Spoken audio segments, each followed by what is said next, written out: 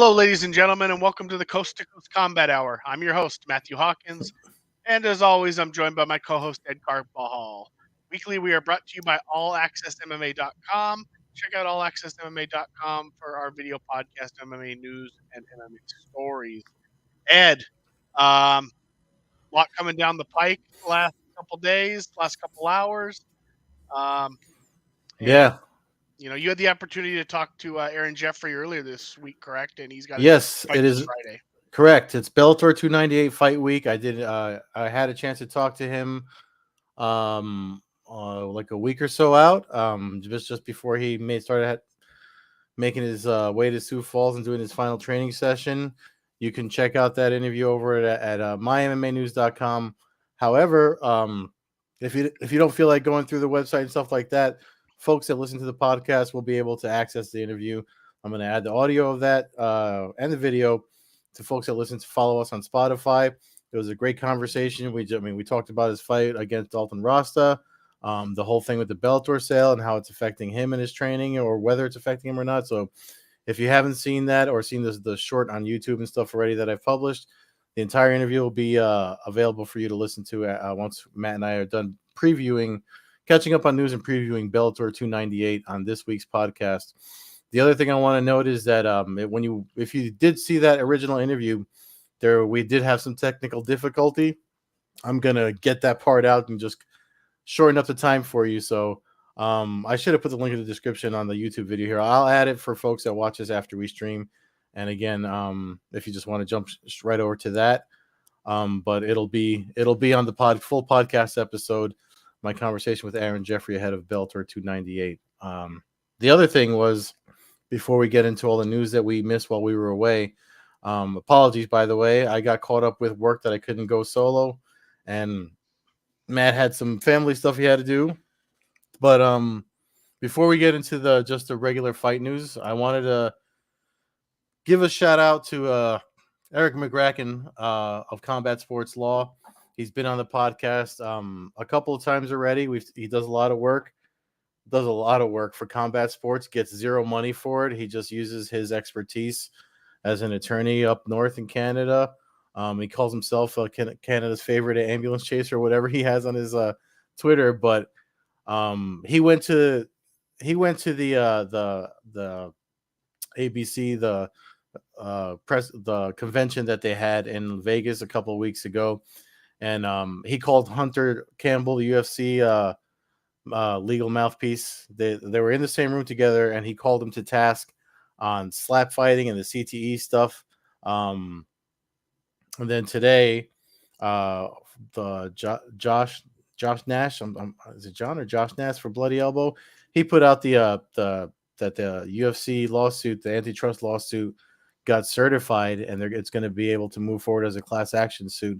Nash put it out, but and the images of the documents and stuff. And if you follow Eric McGracken at all, he goes down these legal rabbit holes when it comes to combat sports, because he's so passionate about the athletes and the fighters and stuff like that. He breaks it down so well. He's got a video. If you're not following him on Twitter, and you're interested in this type of stuff, highly recommend you follow him. I did try to get him on the podcast, but it was, again, the antitrust stuff only happened like in the last 48 hours or whatever. Nash put the documents up. And McGracken, he goes down these legal rabbit holes. If you're not following him on Twitter, it's fun to watch it happen when it happens live. That was the last time I talked to him, was with the Nate Diaz, when they changed the whole card for Nate Diaz last fight in the UFC. And it is part of the podcast. He does stuff for the Fighting Foundation for fighters, and just making sure their fighters and their gyms are aware of the dangers of CTE and brain health and stuff like that. So I wanted to get him on. He's in the part of Canada he's in. The timing is always bad for him to come on the podcast when me and Matt record. So the times I have gotten him on, it's been, when we've scheduled it separately, like I'm not working during the day and stuff like that. But he deserves a lot of respect, man. The guy, literally, it's all just his own passion, that all this work he does, and it's a lot of work for him. It's I know it's kind of like an addiction for him. But it's also, your passions are your addictions too. And he literally just does so much for information, for the legal stuff for fighters. he's got the bandwidth for it. So I just wanted to shout him out before we started catching up. Yeah, yeah, great job. He kept everybody updated on what was going on out there, so it's definitely cool. If you interested in that, and you haven't seen it, to his Twitter feed and Oh, and I check it out. almost left out Nolan King and someone else at MMA Junkie transcribed the whole interactions between Hunter Campbell and everyone he spoke to at the conference. So the good chunk of that is McCracken asking him about CTE and traumatic brain injury and stuff like that. So if you haven't had a chance to read it, head over to MMA Junkie and read that because it's worth a read. Well, we mentioned Bellator already earlier. News came out today. Bellator 300. There was some speculation. We had speculated, an ideal, Nate Diaz and Eddie Alvarez and yada yada, and who knows what we could maybe put together. Well, I mean, I see mixed reaction on Twitter or X or whatever we're calling it these days. But they announced Bellator 300 today, 4 title fights. Um, is it that maybe not their best champions, or at least their most there's not Nemkov, there's Iblim, some Pitbull, some of it's not some of their the huge names on the men's side, but on the women's side, I think you basically kind of get there like almost number 1 and number 2 when you start talking about, you got Cyborg versus Kat Zingano, fight that's been in the making for a decade now, over a decade, and then you got Elimele McFarlane fighting her teammate and friend Liz Carmouche. Elimele, obviously a huge name, especially here in the San Diego area. Cyborg, same Southern California. Kat lives in San Diego. Carmouche lives in San Diego. So that's a big thing to help draw out here. Ryan Bader, coming off of his wins over Fedor at heavyweight, he fights Linton Vassell, a rematch from a light heavyweight title fight, which Bader was able to dispose of him fairly easy. The heavyweight Vassell, though, has been a different animal. Anybody that's watched him sees he's going out there and he's he's destroying people. He's knocking people out. He's finishing them. He's coming violent, elbows, with the size and speed of a light heavyweight. So he's almost a rejuvenated, different fighter. So I don't foresee that bout ending the same way that the first one did, with basically Bader taking him down and kind of abusing him on the ground. And then Nurmagomedov Primus, a title fight, tournament fight. So 4 good fights. You won't hear me complaining. It's in my neighborhood, coming to San Diego out here. And they have yet to stack the undercard. Like that dude you know what I mean? Like it's 4 title fights. That's your main card.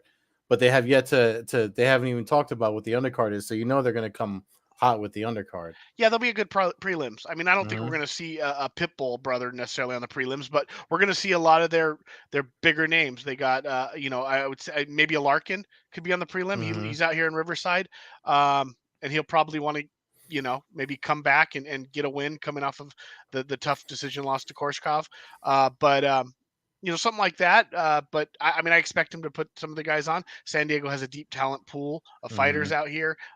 Even if you're just getting some local guys, you're going to have some extreme talent on that.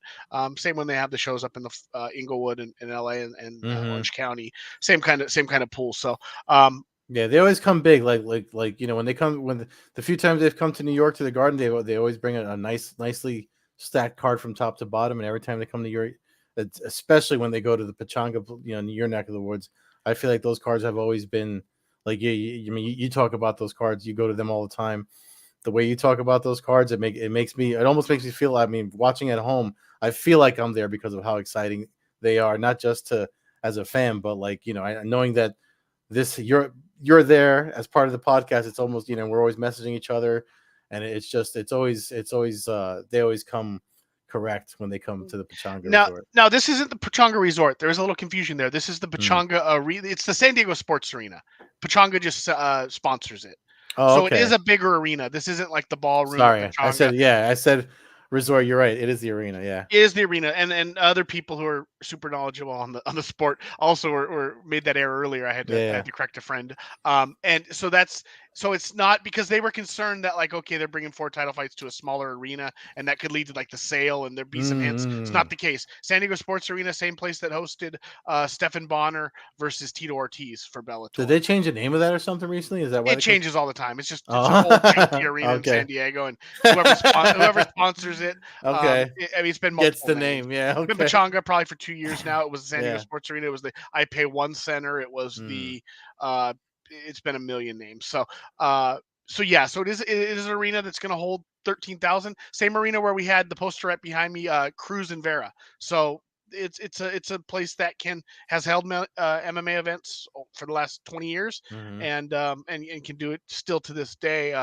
Not terrible seats. It's a grimy arena, but Hey, man, it it's gets the trick. MMA. It gets the There's, trick done, and there's something about that. Yeah. outside, and you got San Diego Beach out there. So there could be a lot worse of a situation going on. So that's Bellator's news for the day. Obviously, when October rolls around, we'll get deep into that event. Um, The one but thing I mean, we should mention, like the rumor that's flying around is that might be Bellator's like last show, at least as Bellator as we know it. And again, that's all rumors. You know, people started this Bellator sale shit fucking however many months ago. Um, whether or not it's going to be them in PFL or whatever's happening, we were supposed to get something in 90 days from when was that?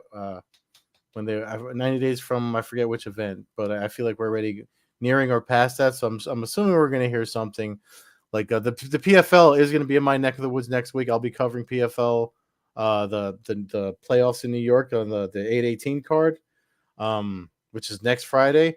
I'll be there covering it, and if they do have a media day scheduled.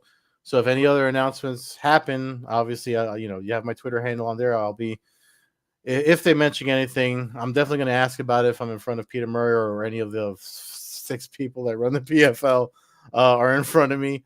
But yeah, that's the rumor floating around. I feel like regardless of that, I mean it's number 300 for Bellator, and I mean let's have a good time watching it. That's my take on that whole thing. we've all seen MMA organizations come and go. Mm-hmm. Bellator having 300 events is a monumental number. Mm-hmm. And something they should be extremely proud of.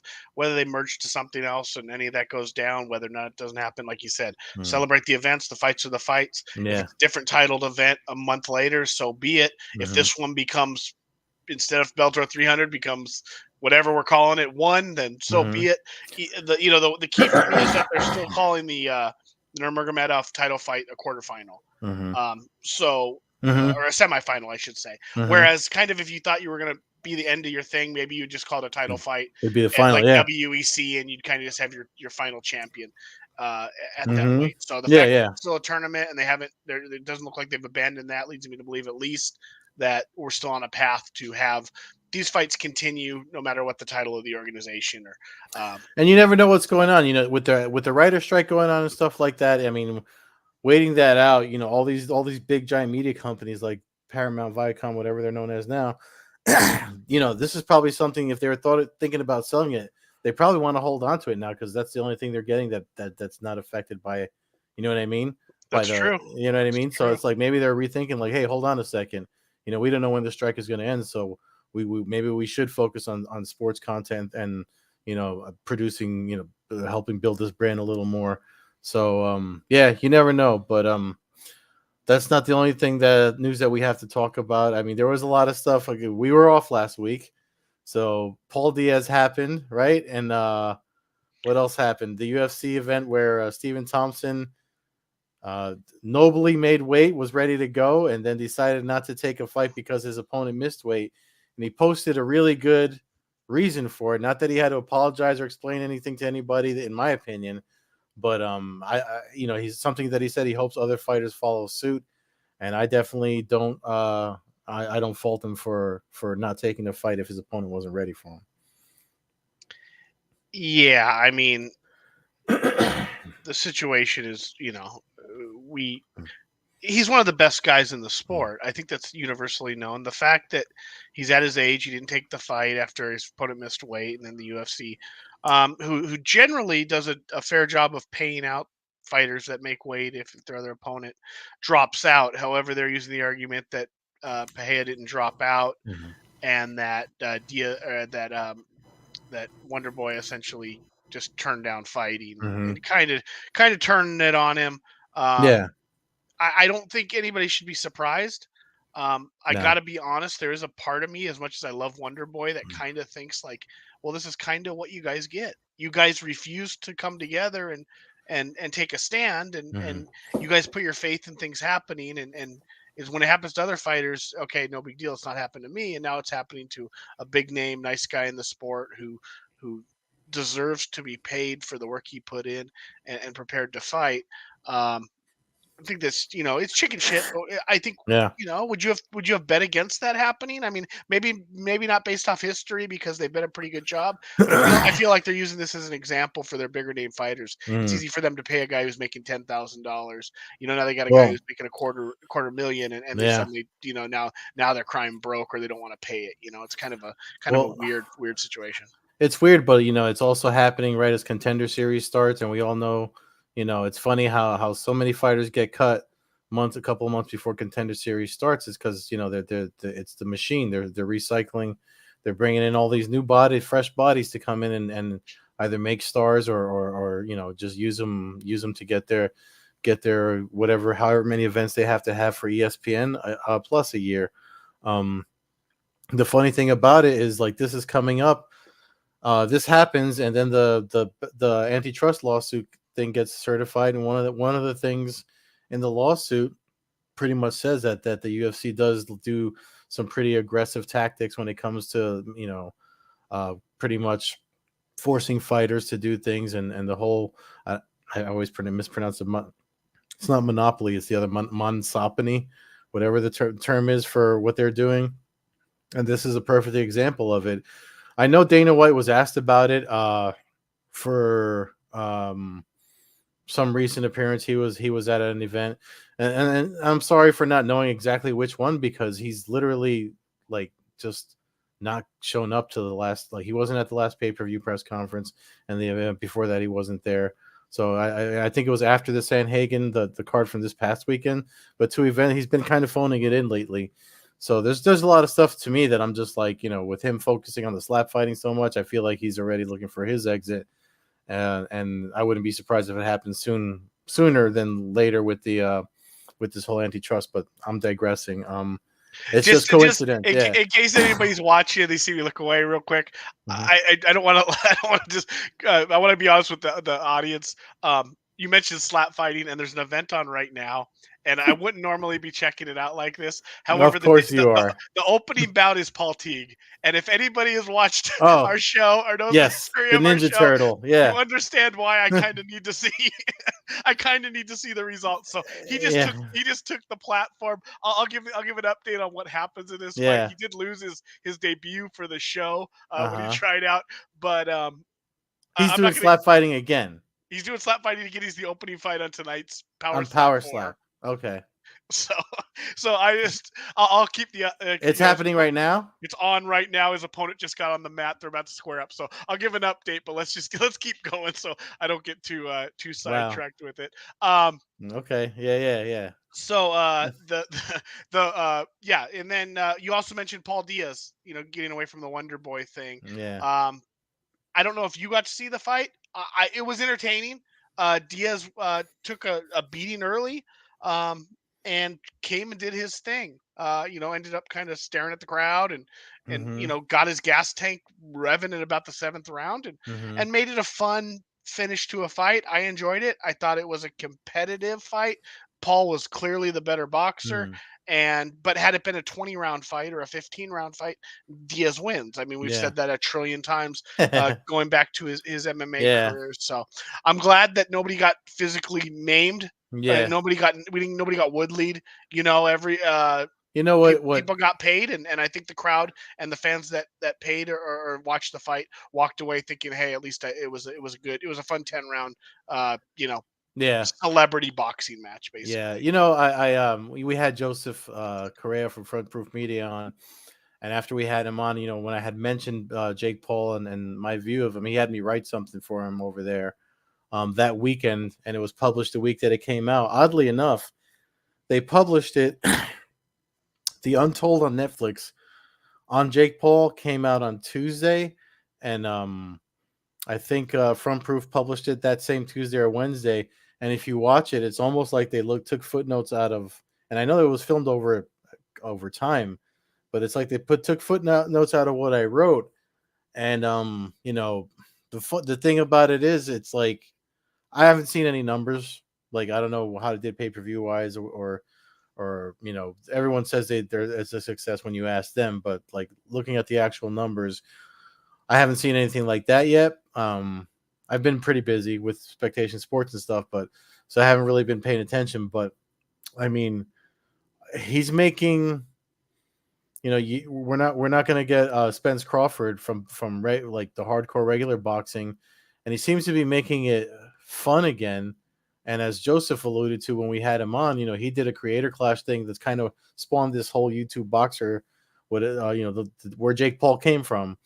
And it just seems like the energy seems to be there for fun. Like if you want to do like say combat sports light, we'll call it. You know, it's like Just don't take it yeah, seriously. Just if you yeah, want to watch a couple dudes box, and especially if it's an MMA fighter that you're familiar with, great. yeah. If it's not, and he's fighting Tyson Fury or Hmm. Tommy Fury again, don't watch But it. I mean, people were talking about it. Like literally, the guys yeah, I no, train it with, gets yeah. news, and it's Diaz, and the dude's got a following. Paul's got a following. Again, Hmm. I don't. I still to this day don't know how they even got started. Like we when we started talking about him, we didn't even know who the difference between the two brothers.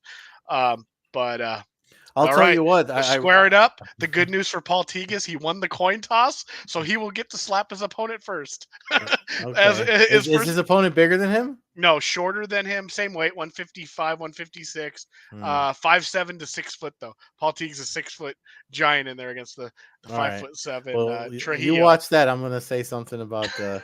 Go ahead. So, if you haven't watched that Untold special on Netflix on Jake Paul, I think it's worth a watch because, like Matt just said, when we were first talking about the Paul brothers on this podcast, we didn't know who the fuck they were, what the hell they were, what they were doing. And it was a little aggravating. But over time, Jake Paul, you know, he definitely grew on me. I'm not like his biggest fan or anything, but I respect what he's doing, and I respect the fact that he actually loves the process of getting an opponent, training, preparing for them, and the footage of him boxing in his first like creator clash YouTube type boxing match versus when he went against Tommy Fury, you get to see him evolve as a boxer, even if he's amateur at best. You still get to see a young someone that's young enough in their prime where they can evolve, and he's got the means to be a full-time athlete. So I've been saying for a while, I'm done hating on the guy. And if he actually makes better, look at all the guys that were on the card. Jose Aguayo, and um, what's his name? Pretty boy that we've had on this podcast. I can't believe I'm forgetting his name. He's been on a couple times, but he fights under MVP Promotions, and it's just been what he's doing is actually good for fighters, even if he has to play the villain to do it. So I think he's worth watching, and you definitely check out that Untold on Netflix. What's going on with the slaps? Is he still standing? Okay. Would you? Okay. People need to go back and look up our Paul Teague interview to understand why I'm kind of chuckling here. So it's on uh, Rumble. You're watching on Rumble? it's on Rumble. Okay. So he comes out there, he slaps his first opponent, Hmm. first slap. Opponent laughs at him, Hmm. smiles, nothing done. Paul Teague walks to the corner, apparently breaking his hand with the first slap, drops out of the fight. Fight is called before he's even allowed to get slapped back. You want to know what's funny? I knew you were going to say he broke his hand. Like, His that's why I'm opponent not. was not happy about not being able to slap him back. Let's put it that way. Walked off, not happy. I feel we probably will not see Paul Teague back in power slap. Just my Just guess. for folks know, like when we talked to him, it was because he was fighting in bare knuckle and he got knocked out there too.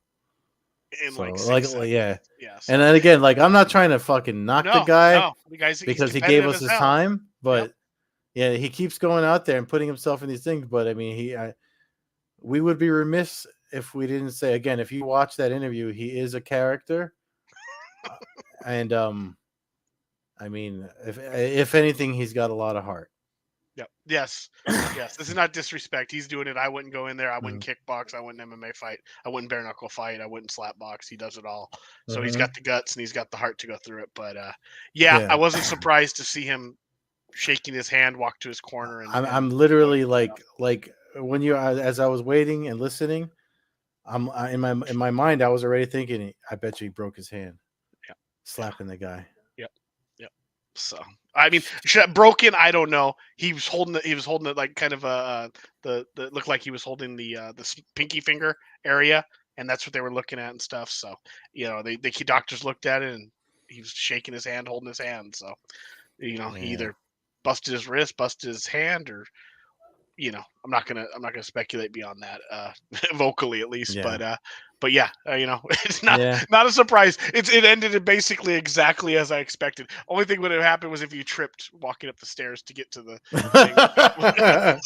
Would have kind of been a little bit more in That my guess. I feel like that's right in that whole thing's wheelhouse. But anyway, No brain trauma for Paul Teague tonight, though. No brain trauma at all. Hand might be casted, but we'll see how that goes. All right, now back to the serious stuff. yeah, Um, Bellator 298, this two events weekend, prior to the big 300. yeah, Sioux City, North Dakota, South Dakota. Sioux City, South Dakota. Sioux Um, Falls, South Sioux Dakota, Falls. I'm get at there the eventually. at the Sanford Pentagon. There you go. Um, again, I mean, this is so like as Matt said, 298. Then they're in Europe again, and then 300s in October.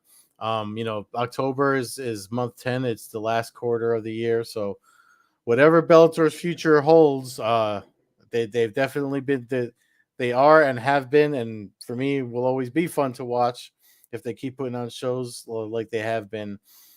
First fight on the main card: Sydney Outlaw versus Islam Mamedov. It's not a Magomedov, but close enough. Um, so 78% of the fans on Bellator.com show Mamedov as look seemingly winning the fight.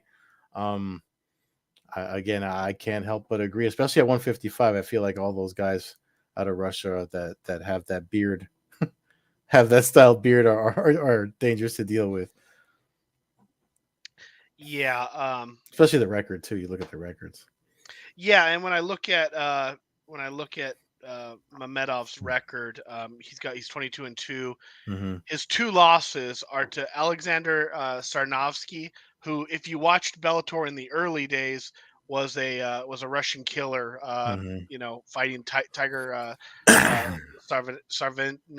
Sarvininsky. It's definitely hard to pronounce, but a 40-8 fighter. So then that was in his second pro Mm-hmm. fight. He lost that fight. His only other loss is a decision loss to Benson Henderson, which obviously anybody that follows the sport would realize is certainly not a nothing to knock a fighter over losing to Benson Henderson. So Mm-hmm. I'm gonna go with Mamedov. Sydney Outlaw's a good wrestler. Could us in theory bring a little bit of issue to the fight if he's able to land some takedowns and maybe bore the fight up a little bit. Mm-hmm. But yeah, when you're 22-2 fighting out of where Mamedov is fighting out of, I can't turn my back on that. That usually means serious threat. Yeah, for sure. For sure. The next fight on the card, by the way, originally it was supposed to be James Gallagher versus Chris Lencioni, and as you guys know, we have the link. I'll make sure to add the link still. Quick update, by the way, Lencioni walked out of the hospital last week on his own two legs. He's still got a long way to go with rehab, but suffered cardiac arrest. Getting ready for this fight, it was supposed to be James Gallagher and Chris Lencioni, so that link will be in the description for folks to keep helping him out through his rehab because he still has a battle ahead of him, even though he's way better than he was when this whole thing started. But stepping in for him is James Gonzalez, fight at 9-6, facing James Gallagher. Gallagher's been a little injury prone himself, but he seems to be ready to go for this fight, and it's hard for me not to pick Gallagher only because he was the original booking, and someone coming in, alternatively, especially when you look at their records, it looks like Gallagher's got experience over him. Um, it looks they're fighting at featherweight, so 89% of the fans are picking Gallagher to win, and like I said, I'm picking him just simply because he's probably had a little more time to prepare, and he's got a little more experience, and he definitely always comes to fight. So uh, I don't see him. I mean, even if it goes to decision, but I know he's got a nice RNC too if he takes your back, so it should be interesting. Yeah, Gonzalez coming off a loss to Pico, taking the fight late notice. Mm-hmm. Gallagher's obviously the showcase fighter of this fight. Mm-hmm. Bellator would like him to win, obvious because it continues to keep a stronghold on Ireland for Mm-hmm. MMA, where Bellator kind of has a stronghold right now. Yeah. So I think that I expect, although Gallagher hasn't fought in a while, barring extreme ring rust, I expect him to go out there and the way he wins his fights, probably beat him up a little bit and end up, like you said, landing a submission, a choke, or something like that to you know. And second round, early third round, somewhere in that neighborhood, I would say he Yeah. probably takes the fight over. Yeah, for sure. Next one, Dalton Rasta versus Aaron Jeffrey. Jeffrey, again, check out the interview will be attached at the end of the portion of the podcast when you folks listen to it on Spotify or wherever you listen to it. It's on the YouTube channel. You can check out my chat with him. A couple of weeks out from the fight, he's there. He's there now. I know he did a very short media day today. He lost to John Salter. He's looking to get back on the winning streak. He's currently ranked number 6 in the Bellator rankings. Rasta's number 4. Rasta, I mean, Jeffrey told me he feels like Rasta doesn't respect him or feel like he's a very good fighter. Obviously I'm a little biased because I know Jeffrey, I know his story, and I know he's a grinder. I don't agree with the fan pick here. 33% of them see Jeffrey losing, and Rasta, I know he's ranked number 4 and he's 8-0 undefeated. But I've seen Jeffrey lose, and usually his focus, he's one of the, he's got extreme focus. You think about the John Wick line, a man of extreme focus. When Jeffrey loses, he's already focused.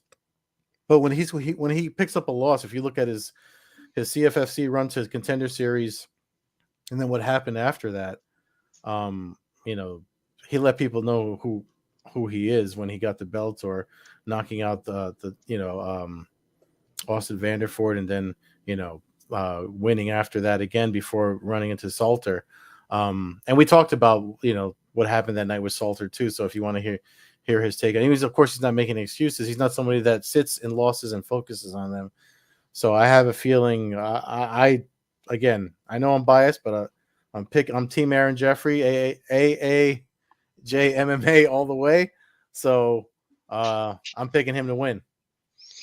Yeah, I mean, being non-biased, I'm going to call it basically essentially a coin flip fight. I think you can put some of the odds there, at least the percentages, based off the fact that Rust is a undefeated, which so anybody sees a 0 might persuade them. And honestly, I was at Aaron Jeffrey's last fight. If you watch that fight, and that's kind of the lasting memory you have of him, it wasn't his greatest performance. He got blanketed by Salter, got beat for the whole fight. I mean, he didn't get beat up, but he lost the fight. So if that's in your mind and that's what you've seen, then I can understand. You may be thinking, okay, we're gonna go with Rasta. It makes sense to me. But like you said, the history of Jeffrey tells a story of resilience and stuff like that. So, and if you listen to it, like again, you guys will get to listen to the interview. He talks about a lot about that night and what happened. So when you hear what he says, and as anyone that's competed, again, this is why they do what they do, and we sit here and watch them, because they have the tolerance to go. There's a lot of shit that goes into competition and fighting that the average Joe can't just like. Yes, I'm a black belt in Brazilian Jiu-Jitsu. I coach a lot of people, whatever. But there's things that come along with competition that I don't fucking have the mental fortitude for it, because the weight cutting and making me wait all this time when I'm ready to go. It's a problem for me. It's not a problem for guys like most of these guys, but that's not to say they're immune to it when something goes awry. So that's all I'll say. You guys can listen to the interview and judge for yourselves. But yeah, I just wanted to throw that in there because yeah, I respect what these guys do a lot, but I'm hoping the upset happens. And it wasn't a bad loss either. But Valentin Moldavsky versus Steve Mowry. This is another fun heavyweight one. Steve Mowry for a heavyweight, he's got such good jujitsu, man. He's got heavyweights are big dudes, but to see heavyweights with that ectomorphic frame, I'm just always impressed with how humans that size can move so well. So I'm not surprised that 66% of the fans have Steve Mowry winning against Moldavsky. I'm actually with them on that. I can see Mowry pulling off a decisive victory. I don't know if he finishes him. I'll say decision.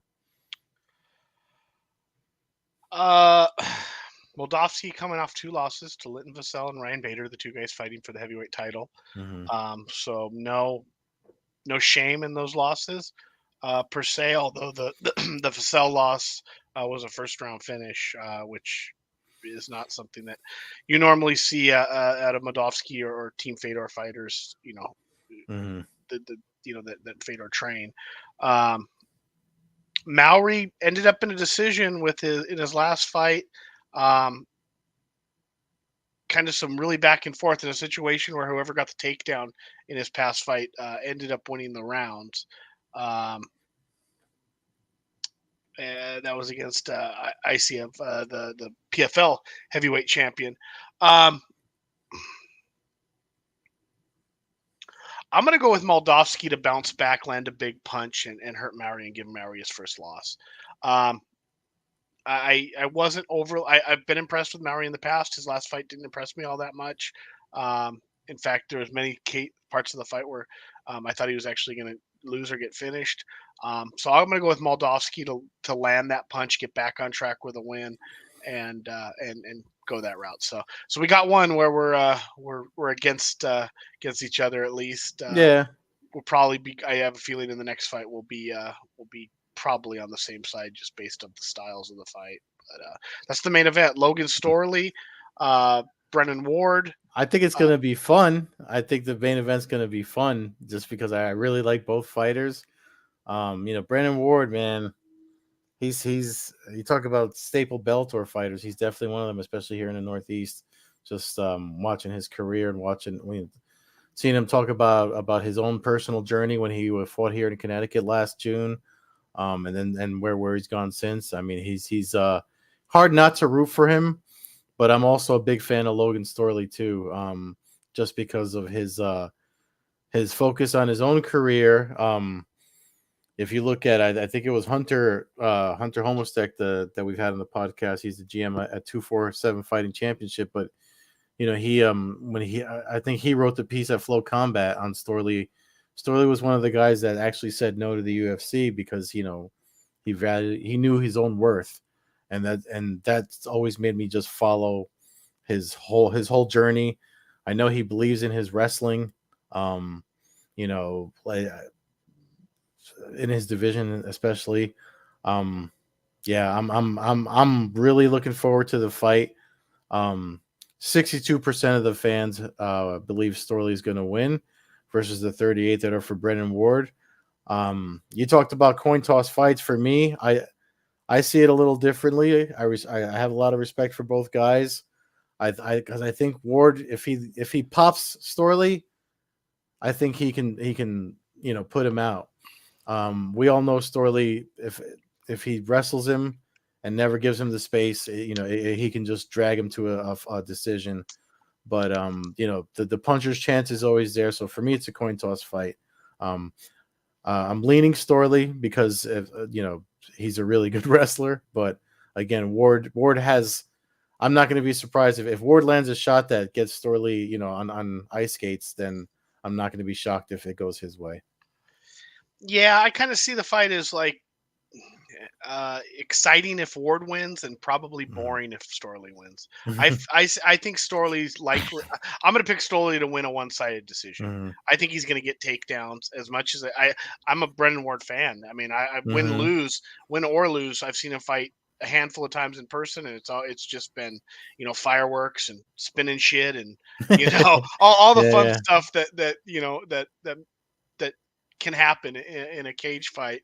But I think Storley's wrestling is just too good. I honestly don't think it's a great matchup for Ward, and I preferred if Mhm. Bellator maybe would have matched him up with with somebody, more of a striker, and just kind of let's Mhm. enjoy whatever handful of fights he might have left in his career. Just I say that based off the amount of wars he's been in. You can only go to the well so many times. So I think Storley's going to win. I think he's going to win 4 or 5 rounds. If Mhm. this goes to decision, I think he wins by using his wrestling. And I hope it's an exciting fight, but I kind of see it as a possibly you know, I'm going to take you down, and I'm going to beat you up enough where the ref can't stand it up, and I'm going to get my paycheck and probably get the next title shot. Mhm. Yeah. Yeah, it's good. It should be fun. I mean, Bellator, they haven't been as active as I'd like them to be in this quarter. They usually come out this way, my neck of the woods. But it looks like, again, on the corporate side of things, it looks like things are funny. They've been in Japan a lot. The Bellator Rising event. I did live results for that. Watched it. The Rising portion, I'll say, was a little bit more entertaining than we had an upset fight there, and the with AJ McKee getting put all out of the end of the week of that's when we last recorded. It was a little rough uh, for the Showtime portion, but the Rising portion seemed like it was very The entertaining. But Ryzen portion was awesome. Yeah, yeah. I purchased the Ryzen portion, and actually watched it the next morning. I figured if it's gonna record, why kill myself till 5 in the morning? I can wake up and enjoy the fights on a Saturday morning. So yeah, I mean, I like what they're doing there. If I want to play conspiracy theorist, I might argue, well, maybe they're coming to San Diego because, as I stated, the arena might be a cheap venue. It might be a cheap venue for them to use. I'm kind Mhm. of surprised it's not in San Jose. My whole fingers were crossed that it was going to be in San Jose, so at least I'd have the option of trying to get up to it. Um, so that kind of surprised me. San Diego obviously works with the card they put together, like I said, because of so many local Yeah. fighters. It makes it easy, and it'll likely sell. I mean, the place is going to be popping Yeah. with 10th Planet and all Yeah. those people there. So um, should be fun. Bellator's this Friday. Friday's a loaded night. There's a Yeah. lot of action. Everybody needs to check Kraposa Grabaka Hitman's schedule to keep up on it. But one thing of note, BKFC 48, John Dodson fought Mighty Mouse twice for the title in the UFC. He fights JR Ridge for the inaugural uh, flyweight title. In BKFC. And according to everything I've read and what I've seen on their Twitter feed, this event will be free, not just the prelims, but the entire event. All of BKFC 48 from New Mexico will be free. I believe you can watch it on perhaps Fight, but I would check YouTube, BKFC app, um, and everything I see says it's going to be free. So you've got John Dotson. They do have like an influencer fighting their cut man who's a fighter. It's kind of a weird thing. They have a cut man who's a fighter who's undefeated. He's like 4 or 5-0 in BKFC, Mhm. but he's also the cut man. So it's kind of a weird thing. He's fighting like an influencer kid. So that might be why they're making it free and putting it on Mm. YouTube so that New eyeballs. they Yeah. can get 5 million YouTube views. Clean cut, younger kid. I have a feeling he's in for a long, long Oh, I night. saw the ad for that. Yeah, yeah, yeah. I forget his name, but His I name is did Bryce see. Hall. I have no idea who he is. I Yeah, I have don't no know who any of idea these what he fucking kids does. are. But he signed to fight bare knuckle. So again, like Paul in the beginning with Jake Paul thing, we always said, "Hey, dude, you're going in there. You're signing Yeah, it. You're fighting the guy. You're not yeah, bullshitting. You're not doing an exhibition. You're not. This isn't some kind of fake fight. You're going out there to really hurt each other." He's going out there and fighting an undefeated bare knuckle fighter who has beat up some people. yeah, yeah. That's Guy Perez yeah. G Perez has has done it. I mean, I've seen him fight in person, I've seen him fight in TV, a bunch, all of his fights, and he's not afraid to hurt people. So it's going to be interesting. But I have a feeling that's why they're making it free. And if that's the case, that's genius thinking. Why try to get some money out of some 20-year-old kids? Let them all get together. 21-year-old kids and have some beers and and Yeah, watch it for free and get eyes on the sport, and then keep growing, because I like yeah. what BKFC is doing. I know it's kind of an outlaw promotion, as far as the general perception, but as long as they keep paying their fighters, which we haven't heard any complaints about, Hmm. and as long as the health regulations keep getting better and better, which they seem to be happening right now, um, and the rules just got approved by the ABC. So we might be seeing an expansion of BKFC to some more states that maybe we're waiting for the rules and everything to kind of go through a process. Hmm. So we'll see what happens there. But John Dotson undefeated. The man's been killing it since he left the UFC, between Ryzen and BKFC, undefeated in both, finishing opponents left and right, and the man's speed in the bare knuckle ring is might be unparalleled from what I've seen so far. Now he's one of the smaller fighters that fights for the organization, but his speed and power, which he always had even in the UFC, he put down TJ Dillashaw with it. Um, something to watch, and always exciting. You never seen a boring John Dodson fight. Hmm. So that is Friday. UFC is on Saturday. I think it's ESPN Plus. Didn't get too deep into that, Yeah, it's on. but You'll watch it. it'll get watched. It'll be So talked stay about all tuned over. for my Aaron Jeffrey interview. Matt's gonna take us out, but just really quick, don't forget that it's at the end of this episode. Yeah, fans can follow us at X at MMA. I'm sorry, let me start over again because there's a new one here. Fans can follow the show at X at Combat Hour, on Instagram at Coast-to-Coast Combat Hour. Follow me on X and Instagram at MMA Hawk 21. Follow Ed at X at Carbazol, Carbeerzol on Instagram, and Old Head Carb on Twitch. And you can always check us out, as I mentioned earlier, weekly on allaccessmma.com. Check out allaccessmma.com for our video podcast, MMA news, and MMA stories. Enjoy the combat week. Next week's up in the air. You're going to be with the PFL Oh coverage, yeah, so we'll play it yeah. by ear. We'll let the Play by fans ear. know a couple day out how Ed's travels and journey and how deep he's getting involved. Yeah. In a perfect world, we don't have a show next week because that means Ed's handling business, interviewing fighters, making Yeah. money, and the world continued to turn properly. So Yeah. if we don't have a show, Ed, enjoy the fights, obviously, Yeah. and enjoy getting out there and enjoying the fights. Have a good weekend, everyone, and thanks for listening. Peace.